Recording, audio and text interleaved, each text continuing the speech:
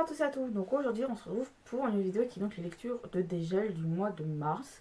Je m'attendais à plus en lecture parce que j'étais bien partie, n'empêche. Mais en fait ça s'est dégringolé. C'est très compliqué, j'essaie pourtant de me forcer à lire, mais je pense que plus je me force, moins j'y arrive. Donc ça passe plus ou moins. Donc je vais vous présenter tout ça. C'est pas énorme à ce qui paraît, mais on verra bien par la suite où j'en suis. Donc je vous laisse avec la...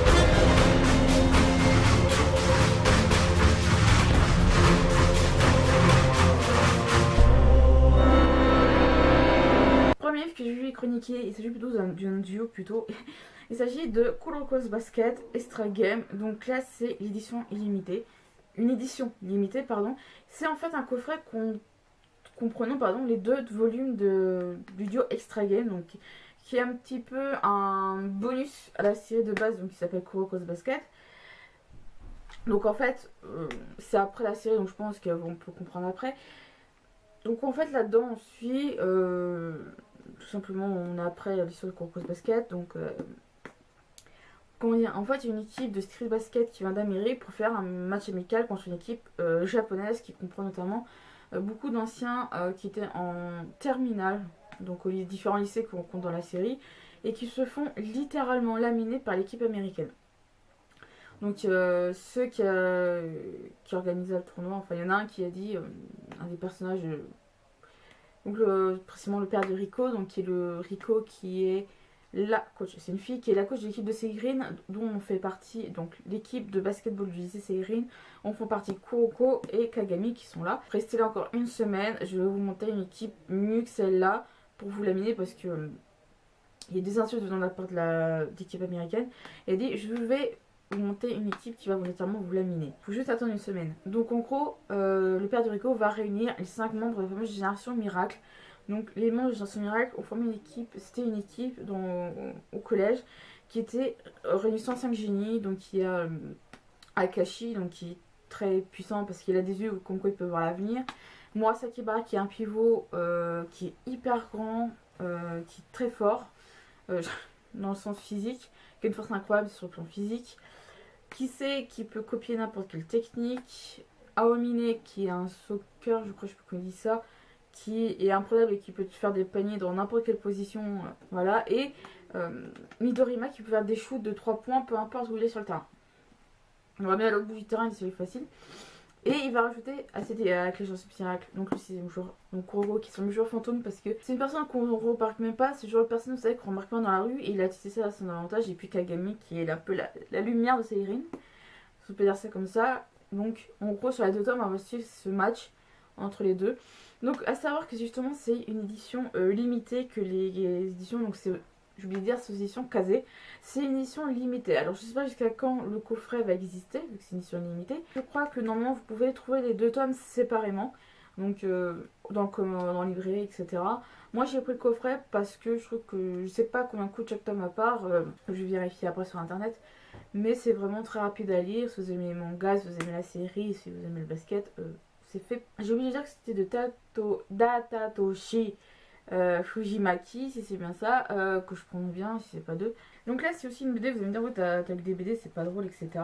J'ai commencé à lire le roman, vous en faites pas, c'est... Ouais, mon planning ne m'aide pas forcément. Bref, il s'agit donc de Blanche-Neige. Donc ça fait partie de la... Apparemment ça a l'air d'une trilogie, je sais pas si les dates qui sont sorties. Donc de la trilogie à l'origine des contes. Donc les 2 autres tomes qui font partie de cette trilogie, c'est une trilogie, c'est La Barbe Bleue et Pinocchio. Donc voilà, c'est de Philippe Bonifay et Fabrice Medour, ou Medour, je sais pas comment on prononce ça. C'est chez Glénat, c'est une BD qui est très simple. Je tiens à dire que justement si je vous mettrai au niveau du petit i les vidéos, s'il n'y a pas le petit i qui s'affiche pour les chroniques que je vous ai faites, les chroniques écrites sont dans la barre d'infos. La barre d'infos est très utile. Donc là on va suivre justement les frères Grimm qui ont découvert un livre qui raconte l'histoire d'une jeune fille qui s'appelle Ottilie et qui aurait rencontré cette nain justement, etc. qui est dont la belle-mère n'aime pas, enfin dont elle n'aime pas la belle-mère, etc. En fait, qu'on pouvait voir comme ça retrace justement l'histoire de Blanche-Neige. Et en fait, les frères Grimm vont utiliser l'histoire d'Ottilie pour justement créer le conte de Blanche-Neige. Je tiens à préciser que c'est pas une BD qu'il faut mettre dans les mains de tout le monde, parce que la couverture en dit pas mal, c'est gore assez. Il y a des scènes un petit peu olé olé, si on peut dire ça comme ça. Olé olé, c'est pas, je exagère un peu, mais un peu, c'est pas un truc que tu mets dans les enfants dans les mains d'enfants de 5-6 ans, quoi. Pour moi, je mettrais pas ça dans des mains d'enfants, quoi. C'est pas ce genre de BD en tout cas. Après, peut-être que je suis trop extrême sur mon avis sur ce livre-là par rapport à qui peut le dire. Mais après, je pense que voilà, faut pas abuser non plus, faut pas donner ça à des très jeunes enfants par exemple. Donc voilà, sinon c'est une BD que je trouve très sympa, je vais peut-être les acheter parce que là c'est un boulevard classique, c'est un emprunt médiathèque. Je vais peut-être essayer les autres si je les trouve parce que c'est vraiment très intéressant de savoir est-ce que vraiment les frères Grimm sont vraiment basés sur des récits écrits par des personnes pour justement créer leur compte. C'est ça qui est vraiment intéressant, que j'ai beaucoup aimé en tout cas pour celui-ci. Et le dernier que j'ai lu et chroniqué, évidemment, je vous en avais parlé le mois dernier, comme quoi j'avais lu mais pas chroniqué, je l'ai donc chroniqué.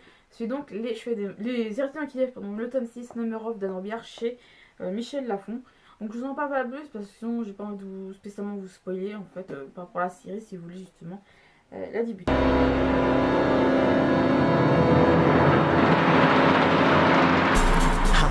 Combats must there have been for good to triumph evil. En lu et non chroniqué, il y a Senseiya Santiacho, donc le tome 8 de Razai Komada et chez Makikuri, chez Kurokawa, je crois que dans la collection Shonen. Je vous chronique pas la série parce que tout simplement, c'est justement, à part dire que les séries sont bien faites, l'histoire continue, c'est très dur de donner des avis sur une série, sur un tome d'un manga, d'une série de manga. Lost Canvas Chronicles, ça compte pas parce que c'est des tomes qui sont indépendants les uns des autres, donc il n'y a pas. C'est pas une histoire toute tracée, on dit c'est comme une série, on regarde les épisodes à la suite pour comprendre ce qui se passe, etc. avant, après. Mais là, les mangas, ouais, c'est généralement très fin. Je peux pas chroniquer 190 pages de manga pour dire que c'est bien et pour dévoiler des trucs. Il n'y a pas grand chose à dire sur une série. Je ferai peut-être une chronique comme c'était le cas pour Kuroko's Extra Game, c'est-à-dire vraiment, quand la série sera terminée, vraiment chroniquer toute la série. Je tiens à faire un petit aparté, la série Santiacho est en train d'être éditée en version animée. Donc je crois que ça sera en avril au Japon. And for the royal ark to be protected and preserved. Without any doubt, too many. Alors en emprunt médiathèque, il y a donc le Blanchage dont je vous ai présenté tout à l'heure, qui est édité chez Glénat. Et qui est de justement Philippe Bonifay et Fabrice Médour. J'ai donc emprunté 3 petits livres, donc 4 petits livres. Il y a Madame la Poule de Jean-Pierre Bamplin chez Thierry Magnier dans la collection Tête de l'Art, comme vous avez remarqué, c'est des livres que j'emprunte beaucoup maintenant, vu que je vois au moins une fois par mois, c'est déjà une fois par mois ma nièce. Donc au moins je prends toujours des petits livres comme ça, je sais que j'ai de quoi lire, le lire au moins une fois, une ou deux lire, elle aime bien ça, donc la lecture, enfin. Elle aime bien les lire, même si elle ne comprend pas ce qui se passe, elle aime bien tourner les pages. Puis là, c'est des livres qui sont cartonnés avec des pages assez épaisses. Puis c'est tout petit, je vais vous montrer. Voilà, c'est un peu plus petit que ma main.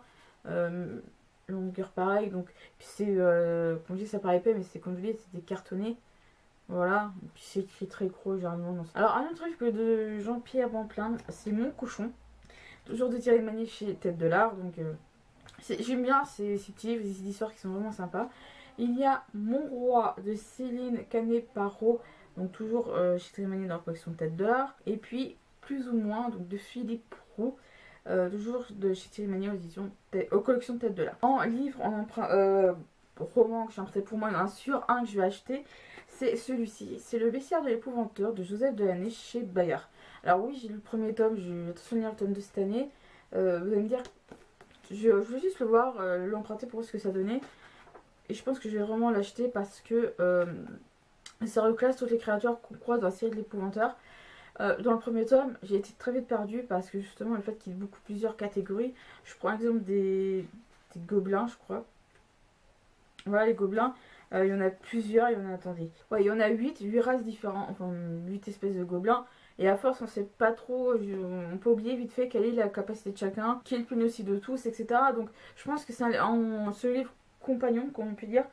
Et important à lire, c'est vraiment vous lancer dans les pouvoirs. Vous allez me dire, oui, mais c'est un peu dommage de payer plus de 10 euros, 10-15 euros pour un livre. Peut-être que si on n'aime pas la série, à quoi ça nous sert?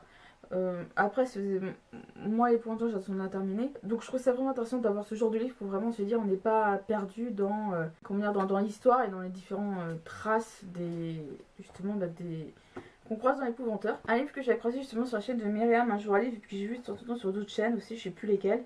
J'ai lu le premier chapitre, je pense que j'ai peut-être acheté. Il s'agit donc de Rebelle du désert d'Halloween Hamilton chez Pocket Jeunesse. Donc l'histoire je peux pas trop la dire parce que comme je dis j'ai que le premier chapitre mais c'est très dur de donner, donc vous pouvez rechercher donc pour le livre. Ouais, je pense pas que je le trouverai en occasion maintenant parce que vu le prix déjà, donc je crois qu'il est tout récent, je crois qu'il est sorti en début d'année, si c'est fin d'année dernière, donc j'ai petit doute là-dessus. J'ai également emprunté Le Rêve de Talita qui est donc le premier tome du monde, les royaumes de Nashira. Donc c'est de cette fois-ci, donc chez Pocket Jeunesse. Je vous ai emprunté, si je vous mettrai donc le dernier tour de déjà ici. J'avais emprunté une autre série, une autre série de cette fois-ci, mais étant donné que j'ai lu Chronique du monde émergé que j'avais moyennement aimé, je sais pas si je serais vraiment sur les autres romans à elle. En CD, j'ai emprunté donc le livre de la jungle. Donc là, c'est donc le Disney. C'est donc un sorte de DVD-CD. C'est le film tout simplement en format audio. J'avais fait la même chose avec Merlin, justement, l'Enchanteur le mois dernier, j'avais vraiment aimé. Non, pas mal l'Enchanteur, excusez-moi, La Belle et la Bête. J'ai au moins si bien de redécouvrir un petit peu les Disney. C'est-à-dire, on peut l'écouter dans notre auto, des trucs comme ça. Moi, je trouvais ça vraiment intéressant. Je vous parler de Merlin l'Enchanteur, c'est parce que c'est le cas aussi. Donc, là, c'est raconté par Georges Chamarra. Et là, c'est j'ai emprunté Boulevard Désert, donc leur album Paris Buenos Aires, que j'ai bien aimé, certaines chansons, notamment Emmène-moi et Bruxelles, qui sont vraiment. Moi je trouve ça vachement sympa de découvrir ce genre de musique, et puis franchement c'est sympa. Moi j'ai leur chanson Emmène-moi, je l'ai beaucoup écouté l'été dernier parce que c'est vraiment. Voilà, et puis pareil, Bruxelles aussi, donc c'est vraiment des très belles chansons. Lui, je pense souvenir l'avoir emprunté quand je sais plus. C'est From a Distant Shore, Irish et Cape Breton Traditional Music. Donc je crois l'avoir déjà emprunté, donc voilà. It is ignorance that blinds us and we lose our way. One day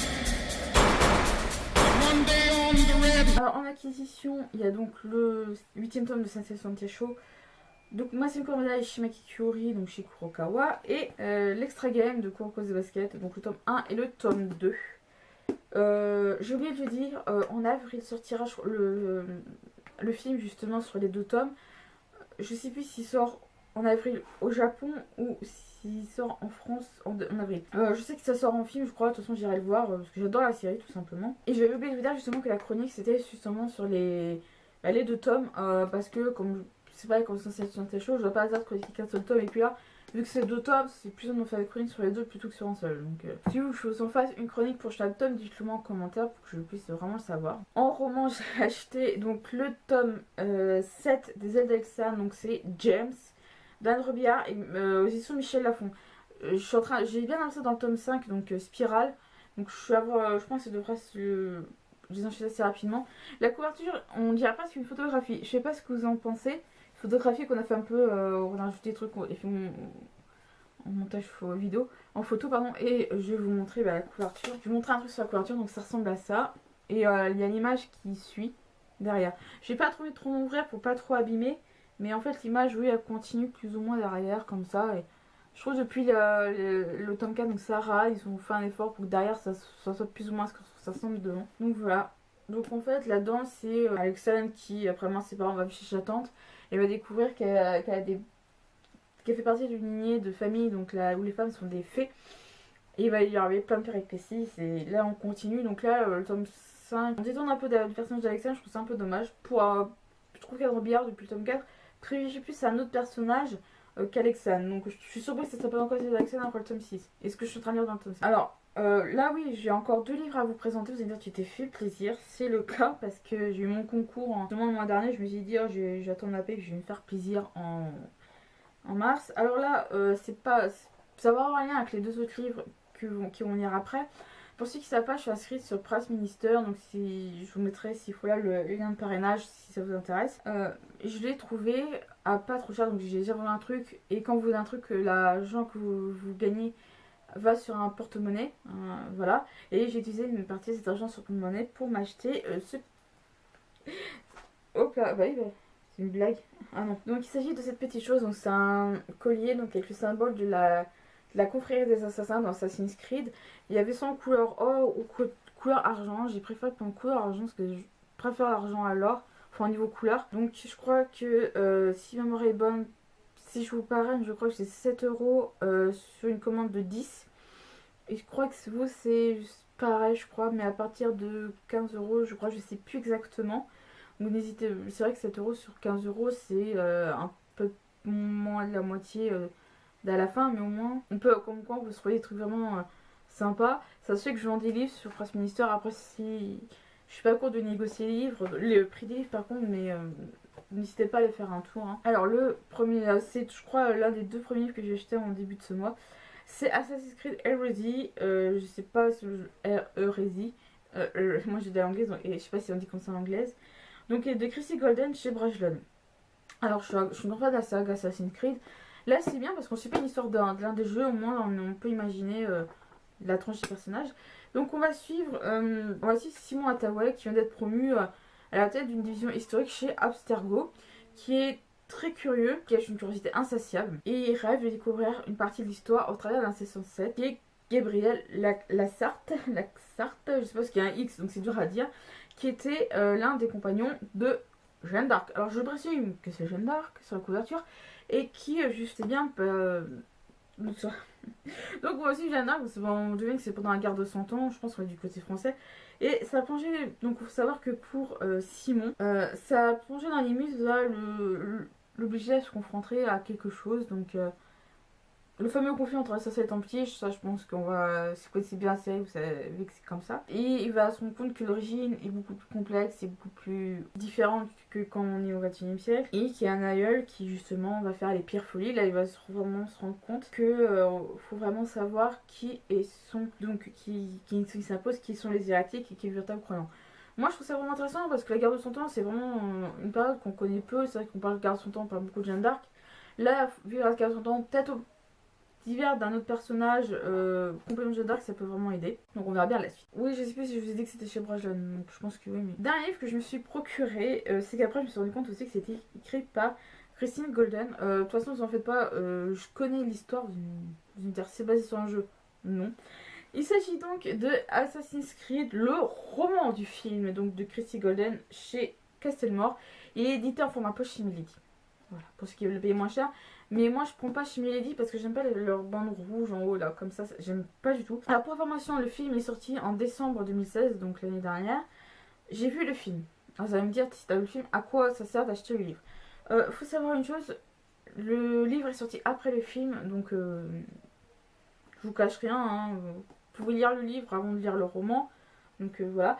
Donc en gros ici on va suivre Callum Lynch qui est tout simplement condamné à mort pour meurtre. Donc, il se croit sa vie terminée et il se réveille dans une salle blanche avec une femme à ses côtés qui s'appelle Sophia. J'ai oublié le nom de cette Sophia, donc qui travaille chez Abstergo et qui lui dit hier à 18h30 vous êtes mort aux yeux de tous. Donc officiellement vous n'existez plus dans les registres, vous êtes considéré réellement comme mort. Elle a dit je peux vous aider mais la condition c'est que vous m'aidez. Et en fait elle va expliquer qu'elle recherche justement la pomme d'Éden comme... Donc voilà, et elle va amener Kaoum dans l'animus pour suivre un de ses ancêtres qui s'appelle Aguilar, qui a vécu au début des années 1400. Enfin là on va suivre Aguilar au début des années 1400, 1412 si ma mémoire est bonne, un truc comme ça, pendant l'inquisition espagnole, donc on sera en Espagne. Donc voilà, c'est une période, l'inquisition espagnole je connais pas du tout, donc j'ai vraiment adoré le film. C'est comme je disais, pour ceux qui ont joué vraiment au premier Assassin's Creed, on peut avoir un espèce de copier-coller par rapport, plus ou moins, un copier-coller par rapport à Desmond, donc... Je trouvais vraiment intéressant. Et puis ce qui est bien à la fin, c'est ce qu'on n'avait pas spécialement un petit plus, j'ai envie de te dire. L'histoire du film, elle dure tout ça. Donc voilà. Et là, cette dernière partie, c'est ce qu'on appelle les régressions. C'est quoi une régression? C'est par rapport au fait qu'on visite le passé. Donc on va suivre 3 personnages, Nathan. On va suivre avec Nathan. Donc on va suivre 3 personnages, Nathan, Moussa et Lynn. Donc par rapport à leurs ancêtres communs. Moi je trouve ça sympa parce que c'est vraiment 3 personnages qui a vraiment une grosse influence vers la fin du film. Et voilà, je trouve que c'est vraiment intéressant, ça fait un petit plus pour vraiment comprendre qui sont ces personnages après. Donc voilà, donc je trouve que pour ceux qui n'ont pas vu le film et qui veulent lire le roman et qui disent voilà, il n'a pas été spécialement apprécié le film, hein, je crois, il n'a pas eu de bon retour. Moi j'ai bien aimé, après c'est chacun son. Open your eyes, O miserable mortals.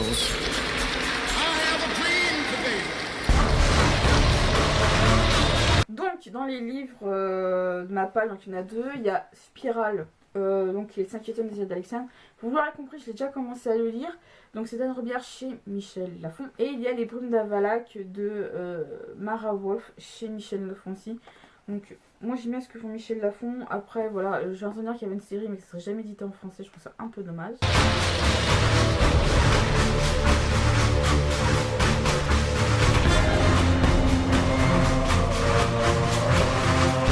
Donc les lectures de gel de mars sont terminées, j'espère que ça vous aura plu. Si vous avez lu des livres ou d'autres livres à me conseiller, n'hésitez pas à me mettre en commentaire, je serai ravie de savoir ce qui peut vous plaire. Et sur ce, je vous dis bonne nuit.